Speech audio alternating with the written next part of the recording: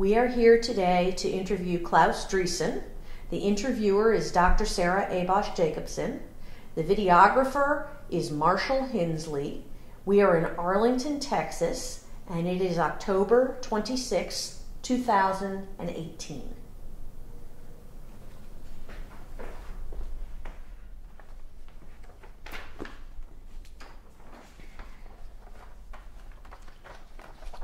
Would you please tell me what is your name, and could you spell your name out for me, first and last, please? Okay. My full name is Klaus, K-L-A-U-S, middle name Vienna, W-E-R-N-E-R, Driessen, D-R-I-E-S-S-E-N. And was that your name at birth? Yes. And did you have any nicknames as a child? No. Okay. Although my mother did call me some weird names, but that's a whole other story. Okay. What is your date of birth? June 14th, 1948. And your current age? I am 70. Okay. And what is the city and spelling and country of your birth? I was born in Altenmark an der Alz. Altenmark, A-L-T-E-N-M-A-K-T, an, A-N, der, D-E-R, Alz, A-L-Z. That's the small river distinguishing Altenmark from other towns in Germany, because there are several towns called Altenmark. And the country? Oh, Germany, I'm sorry. West Germany at the time. And what was your father's name? My father's name, we don't know. Okay. And what was your mother's name, including her maiden name, if she changed her name? She didn't change her name, and it was Martha Maria Driessen, and she went by the nickname Mati, M-A-T-I. Okay. And did you have any siblings? I did not. Okay. And were there other people in your household while you were growing up? Yes. Actually, I was a sickly child, and my mother had a twin sister, so I grew up in the house with other siblings, cousins basically, and there were 5 of them, and I became the 6th one in that household. And where was this? Oh, this was in Goch, G-O-C-H, near the Dutch border. Okay. And how long did you live there? 8 years. 8 years. So from the time you were born until the time you left Germany? Yes. Okay. And do you know what your grandparents' names were? I have them. Jacob, I can't remember my grandmother's name, but they're from Kleve, K-L-E-V-E, which also is a small town near the Dutch border again. Okay. And what was your mother's profession? She was a dress designer. Okay. All right. So today we're doing something a bit different for interviews. While we're speaking with you, Klaus, we're asking for you to share your memories and also the historical knowledge that you have of your mother's history and story before the war, during the war and the Holocaust, and then after the war and coming to the United States. And the reason we're conducting this interview is because your mother was a righteous among the nations as recognized by Yad Vashem. So would you please start by telling us what you know of your mother's young adulthood in Germany before the war? Well, my mother was born in 1910, before World War I. World War I started in 1914. So she was about 4 years old when World War I started. Her father, my grandfather, had a delivery business and a moving business. And during that time, obviously, everything was still done by horses. So she lived outside of Kleve, kind of on a farm, with 8 huge Belgian horses that would carry the goods to wherever they needed to go. She was always a little precarious. She was one of the twin sisters. Her twin sister was the one that was reserved and followed the rules.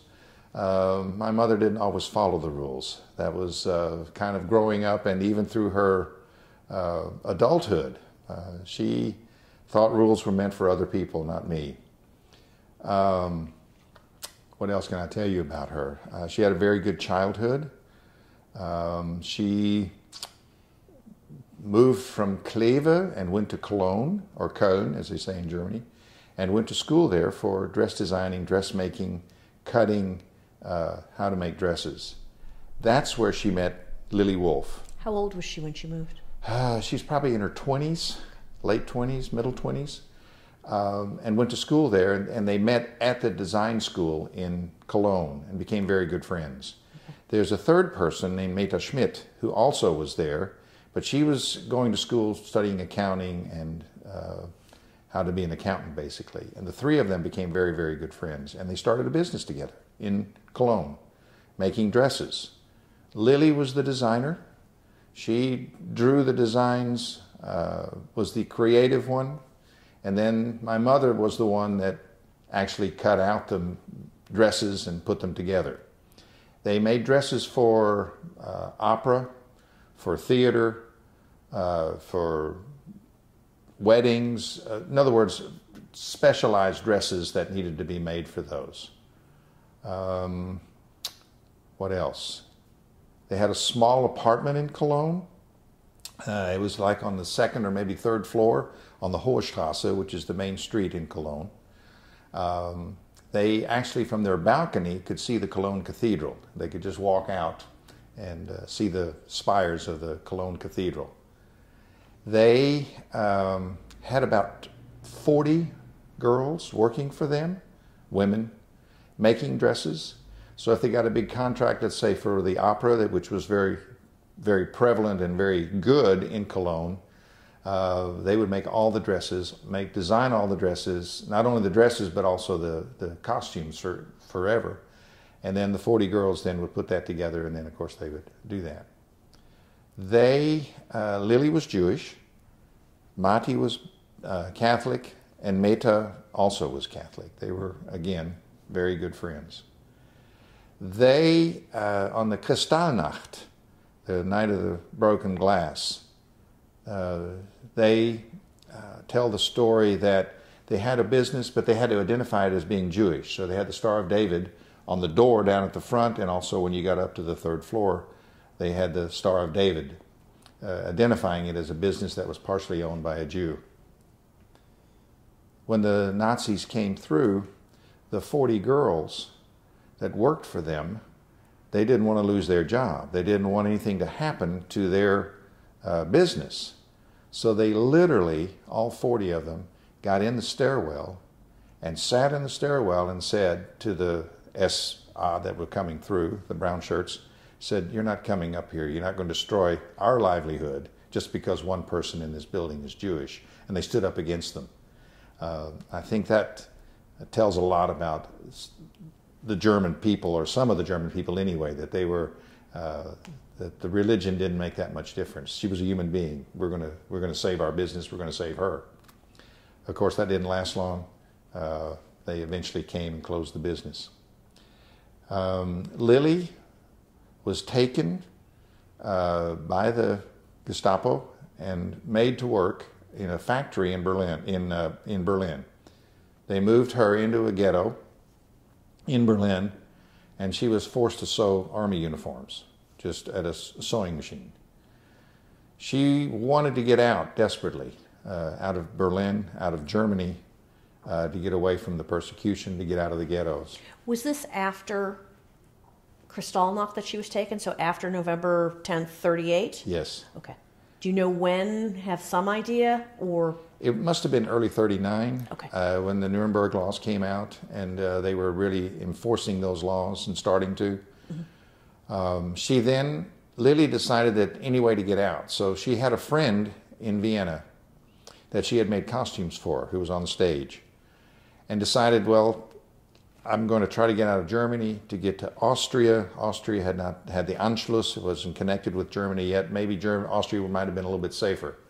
So eventually, after much drama, my mother had to go help her get the visa to get out of Germany to get to Austria, and she ended up in Vienna, and for a short time lived with Dorothea Neff. My mother decided that, well, this is a friend, I'm moving to Vienna, and they found a nice apartment in Vienna at the Ahornstrasse number 4 on the 4th floor, and she moved in. Lilli moved in with her, And they did odd jobs, whatever they could do to find work. When the Anschluss came, Lilli then was identified as being a Jew. She was forced to move into the ghetto, moved in with another family, or four other families in the ghetto in Vienna. Now, the ghetto in Vienna was unusual because it was not as secure as maybe other ghettos were. And you could leave the ghetto during the day, but at night you had to come back. So during the day, Lilli would leave the ghetto, go to my mother's apartment. They would work whatever they could do to make some money. And then at night, before dark, she had to be back into the ghetto. Now, Jews in Germany as well as in Austria were forced to identify themselves by wearing the Star of David, the yellow star.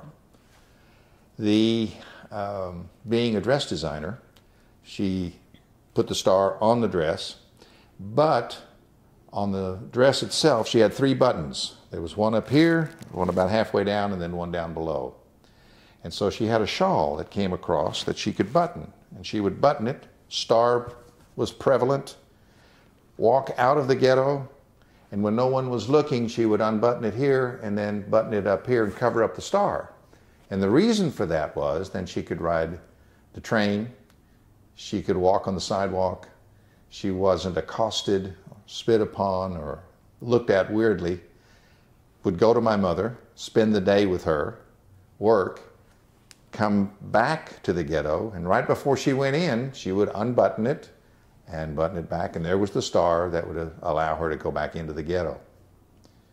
Lilli noticed that the ghetto was being emptied out, and there were apartment houses that were being, Jews were just rounded up, put on trains, obviously sent to concentration camps, work camps, death camps.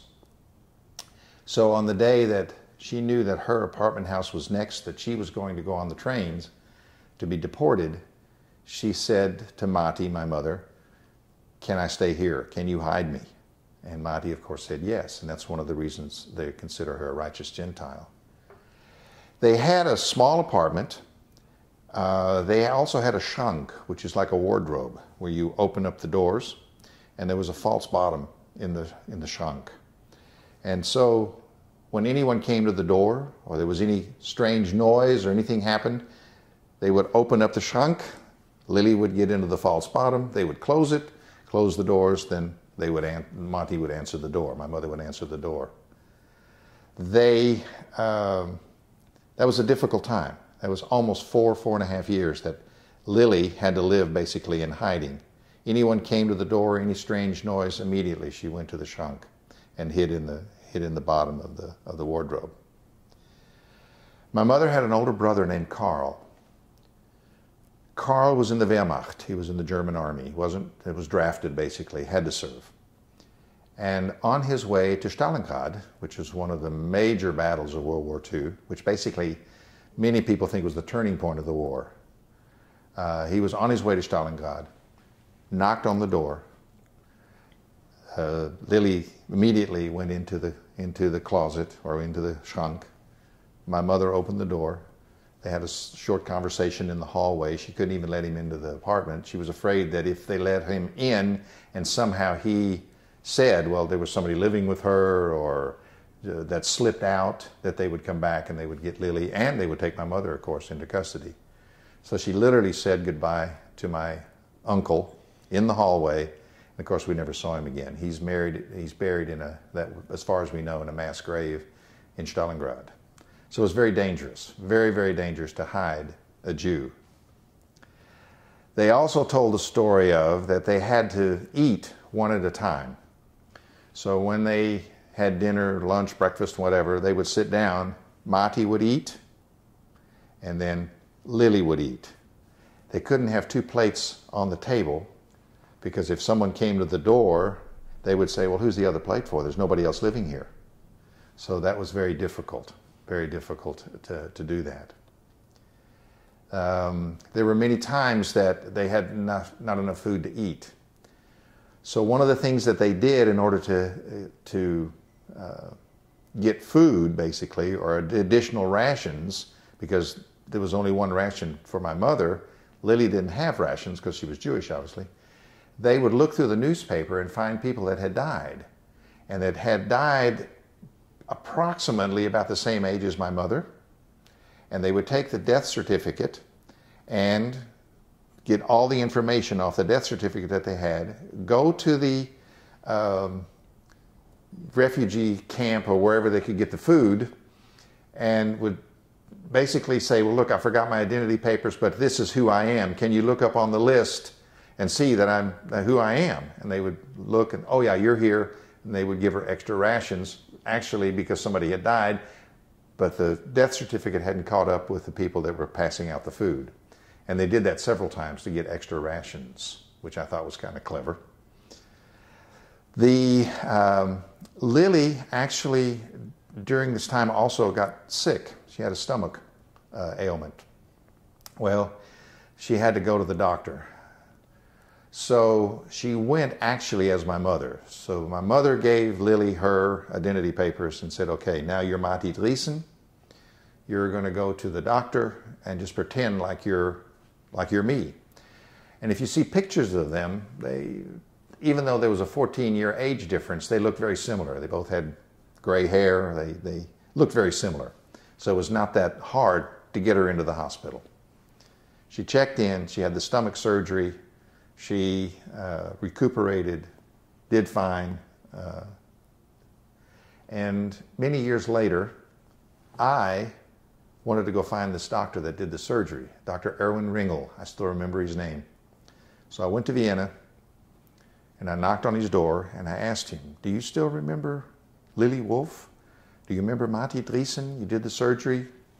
Yes, yes, yes, I remember that very, very well. And I said, well, did you know that she was Jewish? And he said, oh yeah, we all did. And I said, well, why didn't you turn her in? He said, we don't do that. We don't do that. We're here to save people, not to hurt them. And I thought that was kind of telling as well. And I was very moved at meeting him. And I understand that he also did that for he didn't care who you were. He was a doctor. He was going to save you or to do the surgeries, whatever. And Lilli and Mati and Dr. Ringels also became fairly good friends through that experience. What else? It was difficult in Vienna. After the war, or when the Russians came into Vienna to liberate Vienna, they'd had, I think there were 12 bombings of Vienna, if I remember correctly. And one of the bombs had landed close to their apartment, or had actually taken out part of the apartment. And their door they couldn't shut it all the way. Somehow the frame had been bent or the door was broken. They couldn't close the door. So when the Russians came into the war, after the war, they went into all of the apartments and just took whatever they wanted. And when they came to Lilli and Mati's door, the door was partially opened. And they saw that as a sign of goodwill. And they said, oh, you like Russians. You're not one of those that hates the Russians. And so with broken Russian, German, whatever, they said, this is good, we'll be back, which kind of scared them. They thought, oh no, the Russians are coming back. Well, when they came back, they came with food they hadn't seen throughout the whole war. They had butter, they had meat, they had delicacies, wine and champagne and all kinds of things, and potatoes and things that they hadn't seen for 4 years. And they said, we want you to cook us a meal. So there were 4 or 5 of them, an officer and several enlisted men. And you could tell that they were not used to being in a big city. They came straight from the land and did not know what indoor plumbing was. So one of the young soldiers, they asked him to wash the potatoes. Can you wash these so we can cook them? So he didn't go to the sink, he went to the toilet. He thought that was a place to wash the potatoes. So he's in there washing the potatoes and doing it, and he pulls the lever thinking he gets some fresh water. Well, the potatoes disappear. Well, he thought that was a Nazi plot. So he took his gun and literally shot up the toilet, thinking that they were stealing the potatoes. It was a Nazi plot to steal potatoes. So anyway, they had a wonderful meal. The Russians didn't do anything to them, although others they did, which was kind of hard, obviously. What else can I tell you? Another story. When they were in Cologne, I'm backing up a little bit. Lilli and Mati, still business in Cologne. When the air raid sirens sounded, they all went into the cellars. The large apartments and buildings, the cellars were connected underneath. And they had large iron doors in between the cellars. And they connected them because if there was a building that was on fire and they needed to get out, they couldn't go up, they had to go to the next cellar or the next one or the next one to get out. And so air raid, everybody in the cellar, the building next door or a couple of doors down was hit and collapsed, and the people couldn't get out. There was another building on the other side, I think, that was hit also. So the only way out for Mati and Lilli was to go through the cellar next door, and then hopefully they could get out. So they opened the door, they walked into the cellar, the next one next door, and it wasn't very large, but people were all sitting all the way around on the wall, on stools and chairs and so forth, and they were just sitting there, not moving. And the first thing they said that they wanted them to do, come on, let's get out, get out. But nobody moved. And then they noticed that there was just a small trickle of blood coming out of some of their noses and some of them out of their ears. And what had happened was that this was one of those shell shocks that was so devastating that it hit and it just killed them automatically, the shock, not necessarily the fire or the burning or anything else. And they basically died sitting where they were in the cellar, which was another story that they told, which was upsetting, I guess. So, what else? At the end of the war, Lilli had, also, again, when they were in Vienna, let's go back to Vienna, during the war, they were looking for ways for Lilli to get out of Austria, or to get out of Germany, get away from the Nazis. They found someone that could make false identity papers for them. And then they could cross into Hungary, and then from Hungary overland to China, to anywhere, just to get away, to Palestine, wherever they could get out. So they went to the man, paid him a huge amount of money to make false papers. It never worked out. He stole the money basically and took off with it. But there was a large contingency of Jews who actually did that and got overland. Some of them got on boats in northern Germany and came around and ended up in Shanghai. And there's a large Jewish community in Shanghai, which was interesting, which I had a chance to go visit much, much later.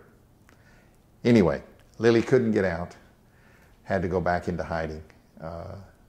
Tried several ways to get out of Austria or to get away from the Nazis and just wasn't able to. But luckily did survive the war. Then at the end of the war, 1945, Lilli wanted to come to America. Well, either Palestine or to America. So she applied. She stayed in Vienna. 1947, 2 years after the war, she was able to get immigration visas, was able to visit her, or was able to get to America because only one of her 8 siblings survived. All of them went to concentration camps or death camps. Her mother and father died in Berlin. So she and her sister were the only 2 that survived. The sister had gotten out early and ended up going through Britain and ended up in America. So she sponsored Lilli to come to New York.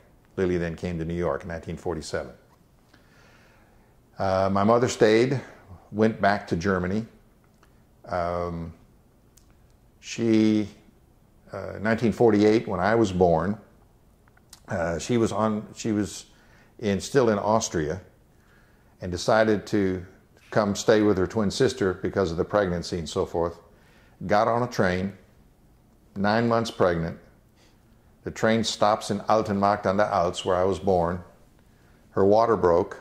She got off the train, had me at the cloister, went to the nuns delivered me.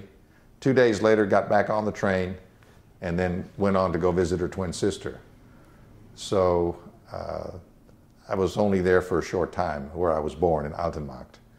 I went back many years later and did go see the town and saw where I was born, which is it's a very nice little town in the southern Bavarian Alps. So I was born in 1948. My mother went to work for a felt factory at the end of the war. She used her design skills and cutting abilities to make felt jackets, to make anything made out of felt. Felt was a commodity for some reason. It was abundant, and they were able to make all kinds of things out of felt, this factory was. So then my mother decided that I was very sickly. She basically gave me to her twin sister for me to be raised with the kids. She, with those cousins, and I grew up with them. I'm still in contact with them in Germany, very close contact actually. And so she went to work for him. She applied then to come to America. Lilli was here. She was living in New York. She was able then in 1951 or 52 to design dresses for Miss America, which was kind of interesting. But then after that, she moved to Dallas, came to Dallas with a man named Nina Caron, who had a design shop and dress shop in Highland Park. She worked for him for a while and then decided that she would start her own business and started making dresses for, I guess, what you would call the elite of Dallas. Very poor, hard times. My mother and she stayed in contact, and Lilli finally said, why don't you go ahead and come on to America? Bring Klaus with you, and then you can immigrate here. We can do the same thing that we did in Cologne, the same thing we did in Vienna. We'll make dresses here in Dallas, Fort Worth. So we did that. And in 1956, I was 8 years old, we got on a freighter, and the freighter brought us to America, brought us actually to Galveston.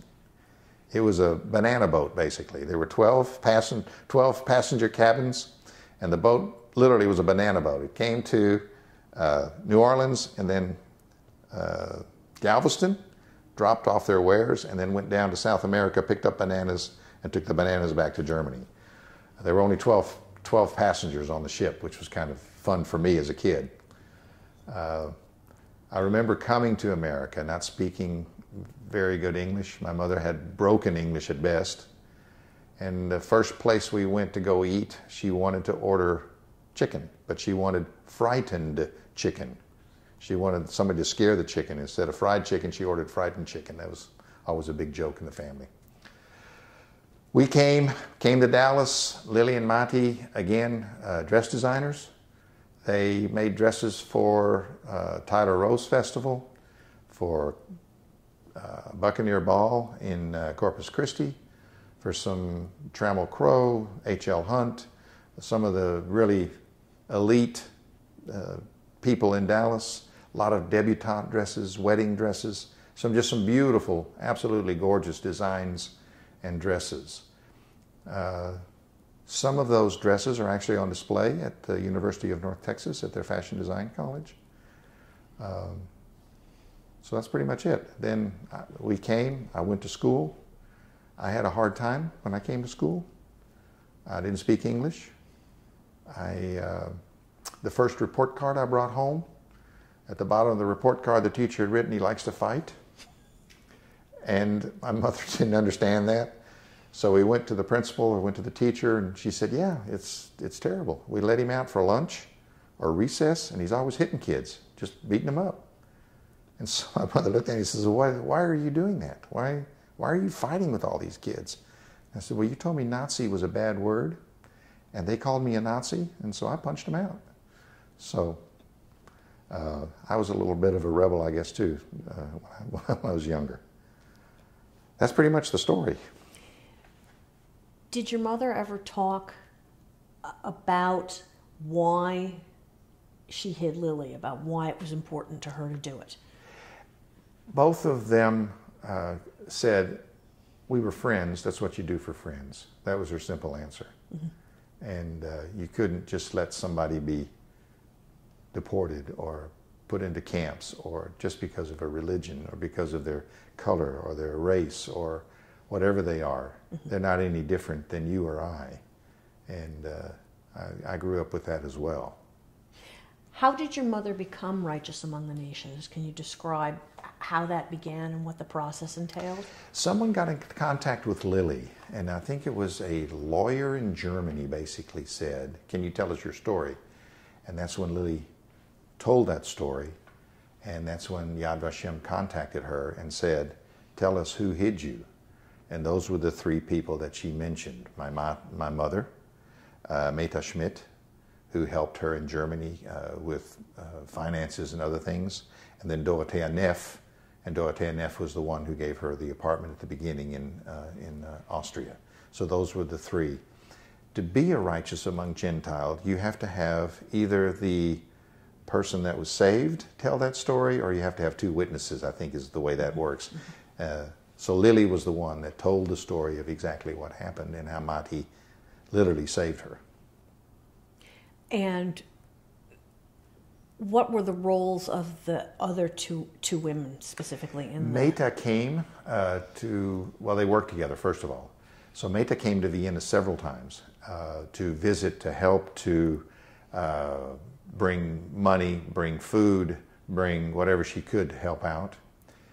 Dorothea Neff, who was the actress actually, and pretty well-known actress in Vienna, in Austria, she hid her at first and also supported her and helped her with money, helped her with food. All three of them were intricately involved in saving Lilli. Did your mother keep touch with the other two women? Meta died shortly. Meta died actually right after we came to America. Meta died, and she had tuberculosis and passed away. Lilli stayed in touch with Dorothea, but it was a strained relationship. For some reason, they corresponded, but it was not, a real friendship anymore. And were Mati Driessen and Lilli Wolff friends for the rest of their lives? Oh yeah. And when did each of them pass away? Lilli passed away first in the 80s. I think it was 84. Okay. And my mother passed away in the 90s. I think 1990. Okay. Well, the unusual story is that my mother was fairly sick and she passed away in April. In June, I get a letter from the Yad Vashem Commission saying, "We'd like for you to come to Israel. We'd like to unveil your name on the wall of the righteous. Could you please come?" Well, they didn't know that my mother had already passed away. So I called them and said, "Sorry, but she's passed away." And they said, "Well, can you come?" I said, "Well, of course I can." So I was there for the unveiling of her name on the wall of the righteous in Yad Vashem, which was very, very moving, very, very emotional for me. Why did you give your mother's Righteous Among the Nations medal to the Dallas Holocaust Museum? After both of them had died, I went through all of the papers and everything, and I found several onion skin papers that had been folded. And I tried to open them so I could read the letters. Couldn't open them. So I didn't know who to call, so I called the Holocaust Museum in Washington and said, "Look, I've got these letters. They pretty much describe what happened in Vienna, what happened in Berlin. These are letters back and forth between Lilli and her father and her siblings. Do you want them? Can you open them and can you read them?" "Oh yeah, sure." So I sent them over 450 documents, playbills, all kinds of interesting documents, which now they have actually digitized and put online so you can see them. But I sent all them to them. Then the medal I kept. I just put it in my closet in a drawer, and it was just sitting there. And one day my son, Chris, was going through there and saw the medal, and he said, "What's this?" And then told him the story, obviously, of my mother and this and so forth. He said, "Well, that needs to be in a museum." And I said, "Yeah, well, let's call him." So we called. And they said, "Yeah, we would like to have, we will accept the medal." So he and I went, And I asked him, I said, well, don't you want to keep that? And he said, you know, if I want to see it, I just go to the museum. I go look at it. It's no big deal. I said, yeah, that's right, you can. So anyway, we're waiting in the lobby, and the former director of the Holocaust Museum, Delem. Ellie Lynn. Yes. Yeah. Just wonderful man, absolutely wonderful. So he's there, and he's accepting it, and there's another young lady, a Yugoslavian, from Yugoslavia at the time. Her parents were killed in the Holocaust, and somehow she survived. And she said to my son, can I see that? Can I hold it? And so, you're going to get me emotional here. So Chris said, yeah, sure. So he gave it to her, and she held it in her hand, and she started crying. And her comment was, if only more people during the war would have done what your mother did to help the Jews, then how many more people could have been saved? You know, you only saved one person, but in a way, you saved us all. Just very, very moving. And anyway, my son was very pleased that that we gave the medal to the Holocaust Museum in Dallas. I'm giving you other stuff too, obviously. If there were any kind of message that you could leave for researchers and also young people for posterity about what your mother did, about the purpose of your mother and Lilli and everything that happened, what would it be?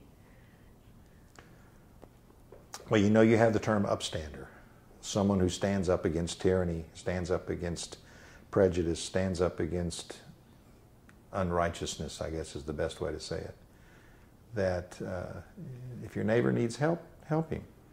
If you have a friend and they need help or they're in trouble, help them. It's a one-on-one. It's not that you're going to save the world, but if you save one, or if you help someone, or if you're friendly to someone, yeah, that's the message that I think that everyone should get from this.